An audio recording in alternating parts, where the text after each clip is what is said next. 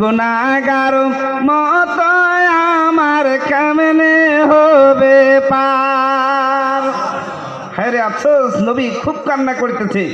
হে আল্লাহ বলে, ও হে দোস্ত কান্দিও না, তোমার উম্মত পার হবে বিজলির আকার।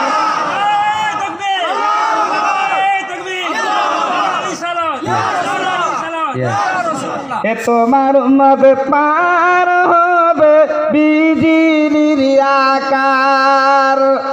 লম্বা ফাঁকি শুরু রাস্তা খোর হইতে ধার, আমাবস্যা নিশির